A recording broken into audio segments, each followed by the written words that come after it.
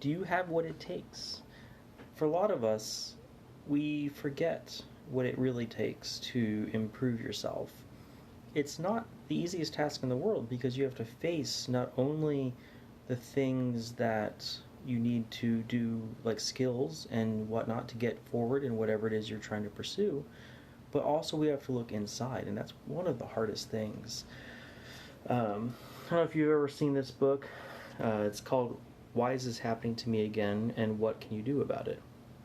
It's a fascinating book, and I wanted to read a little section to you. This is Chapter 4, Feelings, Our Guidance System.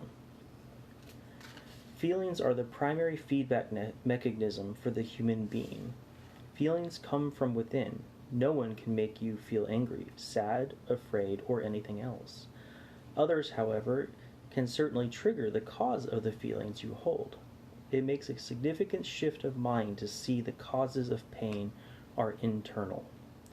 Grasping the truth of this premise is difficult for most people because they have spent their entire lives investigating the belief that someone else has the power to make them feel. That is such a hard concept. I mean, just to own it, right? That everything external is not the cause of our feelings. It is our own interpretations, our own rules, our own identities, our own belief structures that cause us to feel those things. Someone may say something harmful to us, but then we use that and turn it inside, and then we react. And that is one of the hardest things. If we can take responsibility for our feelings, then the outside world really can't hurt us. I mean, they could physically hurt us, but from our feeling perspective, they can't hurt us. The first step requiring in order to integrate any new idea into is to let the old conflicting belief go. No one can simultaneously take responsibility for his or her life while blaming somebody else. That is powerful.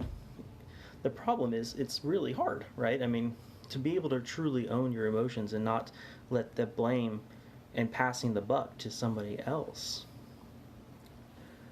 Our feelings inform you of the nature of the impact of the energy on our psychology.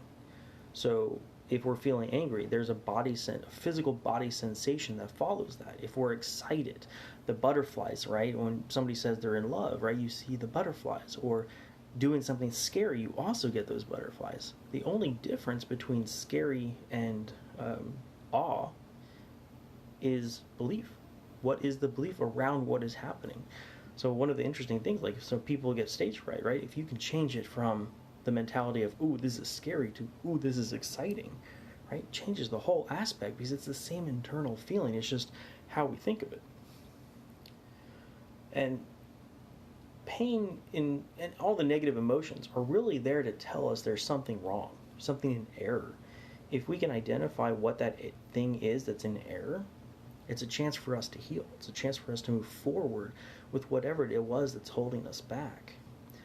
And whenever you're trying to, say, do a business or be in a relationship or get promoted at work, whatever it is your goals are, there's going to be limitations. There's going to be roadblocks. As we learn, as we grow, we're hitting constant walls as we're moving forward because we're growing, and that's amazing.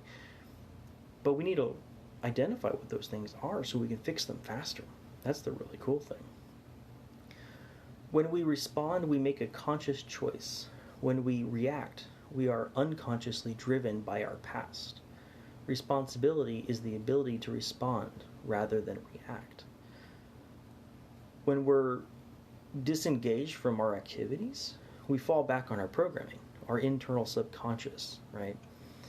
When we are truly in the present, this is where like meditation, mindfulness, and all that stuff come in, we can then realize what we're feeling, what we're programmed to do at that moment, and then say, that's old, let's do new, and figure out where we need to heal, to develop, where to move forward.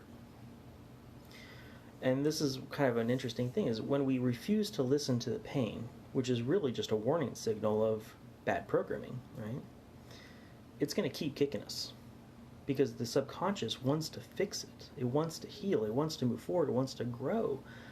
But when we ignore that, when we suppress it, when we blame somebody else, it's not.